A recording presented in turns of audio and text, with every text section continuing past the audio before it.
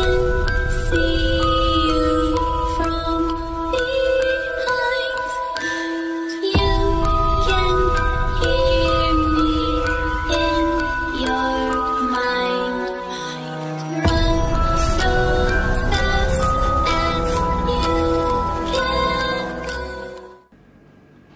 teman-teman, selamat datang kembali di channel Animus Sang Indigo.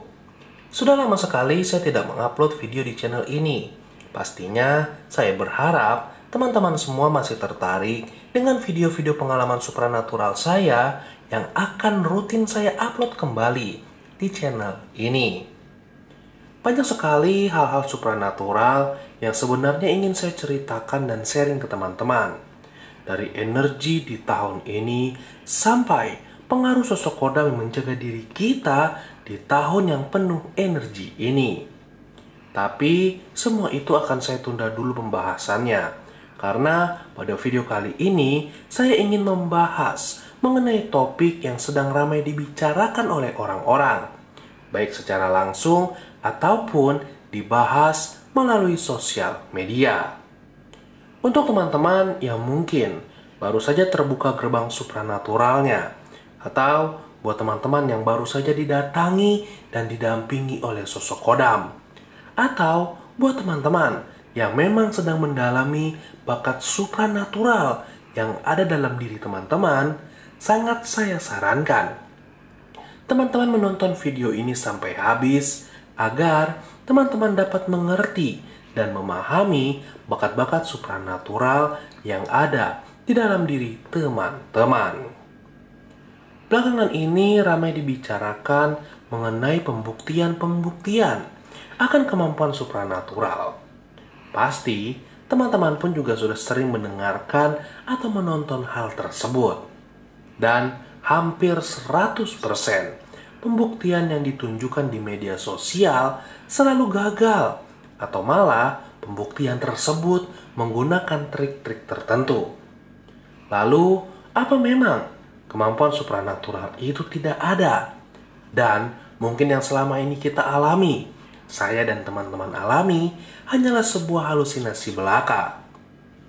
Untuk menjawab hal ini, saya ingin menjelaskan dulu sedikit beberapa hal mengenai kemampuan supranatural yang biasanya ada dan terpendam di dalam diri seseorang. Ya, jadi kemampuan atau bakat supranatural ini biasanya akan baru muncul dan terlihat ketika gerbang supranatural dalam diri kita telah terbuka. Tapi, apa-apa saja sih kemampuan dan bakat supranatural yang biasanya bangkit? Pertama, yang paling umum adalah naiknya kesensitifan kita terhadap hal-hal gaib, di mana biasanya kejadian ini membuat kita dapat merasakan sebuah energi yang berbeda yang ada di sekitar kita. Dan yang kedua adalah terbukanya mata batin. Kalau ini teman-teman pasti sudah paham, di mana kejadian ini bisa membuat kita melihat berbagai makhluk alam gaib.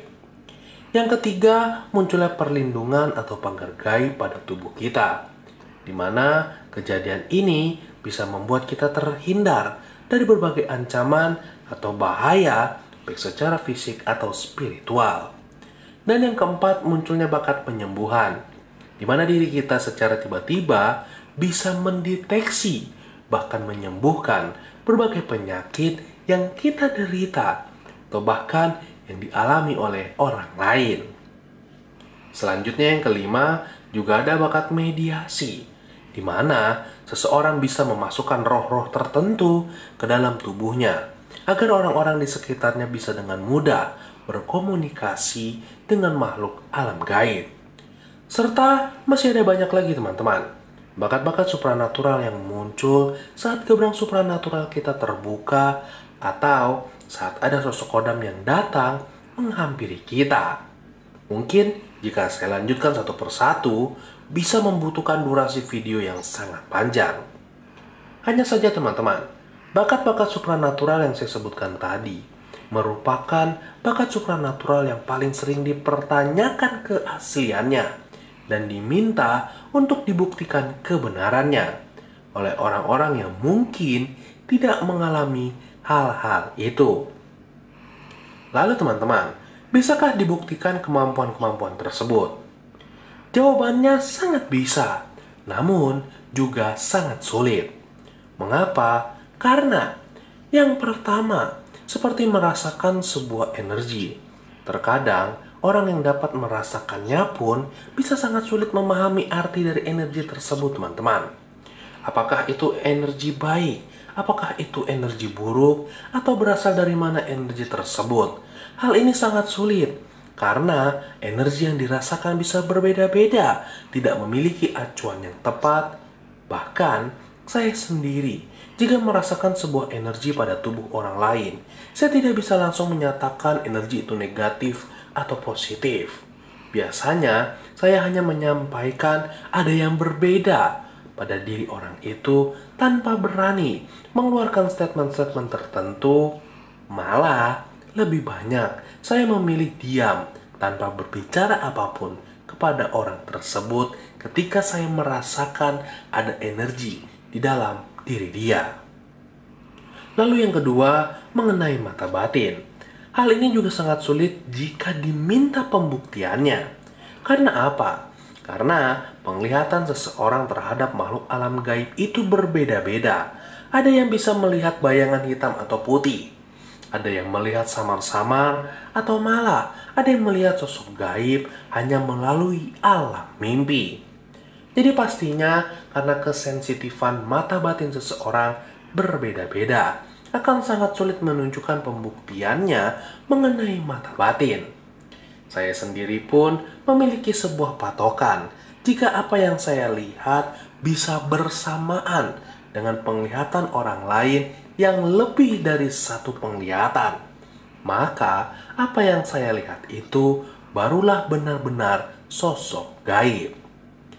Lalu yang ketiga, munculnya perlindungan pagar gaib. Ini juga seringkali disalahartikan sama banyak orang, sehingga banyak sekali pihak-pihak yang meminta pembuktian akan perlindungan gaib. Perlindungan gaib baik secara fisik ataupun secara spiritual bukan berarti kita bisa kuat menahan serangan secara langsung baik fisik atau spiritual. Perlindungan gaib ini terjadi secara spontan, teman-teman, terutama di saat kita sedang dalam bahaya. Misalnya, secara tiba-tiba kita mengalami sebuah kecelakaan hebat, tapi ternyata tubuh kita sama sekali tidak mengalami luka berat, walaupun kita terpental jauh saat kejadian tersebut. Atau secara tiba-tiba kita ingin dilukai oleh orang lain, namun serangan orang tersebut meleset atau tidak membuat tubuh kita cedera. Nah, itulah yang dimaksud dengan perlindungan gaib, teman-teman. Bukan sesuatu yang disengaja, melainkan kejadian yang kita sama sekali tidak ketahui. Selanjutnya adalah kemampuan penyembuhan. Nah, bakat ini juga banyak disalahartikan, teman-teman, di mana orang mengira ketika kita memiliki kemampuan ini, maka kita bisa dengan mudah menyembuhkan, menghilangkan, memindahkan sebuah penyakit yang diderita oleh orang lain. Padahal dalam proses penyembuhan ini, kita hanya mengirimkan sebuah energi ke dalam tubuh orang yang sakit. Dan berhasil atau tidaknya tentu berpengaruh kepada besar kecilnya energi yang kita salurkan dan bagaimana tubuh orang tersebut merespon energi yang kita berikan, serta apakah Tuhan yang Maha Kuasa mengizinkan orang tersebut sembuh dari penyakitnya atau tidak. Jadi ada sebuah proses di dalamnya, bukan sesuatu yang instan. Tapi teman-teman, tidak dipungkiri, banyak orang-orang di luar sana ketika baru saja bisa merasakan sebuah energi, baru saja bisa melihat sebuah bayangan gaib, atau baru saja secara kebetulan bisa menyembuhkan orang lain, dan lain sebagainya. Diri mereka sudah langsung merasa paling hebat, paling jago, dan memahami hal-hal supranatural. Padahal sebenarnya dirinya hanya baru secuil merasakan dunia supranatural. Bahkan tidak jarang mereka yang hanya memahami sedikit tentang hal-hal supranatural memanfaatkan hal tersebut untuk membohongi orang lain agar mendapat keuntungan buat diri dia sendiri.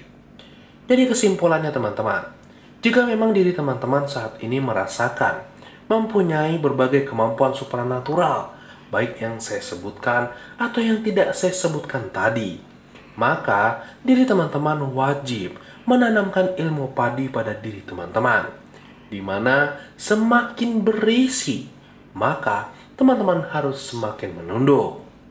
Dan dipercaya atau tidak sama orang lain bukanlah hal yang penting, karena dunia supranatural adalah dunia antara diri kita, alam gaib, dan Tuhan yang Maha Kuasa, tanpa perlu adanya campur tangan orang lain.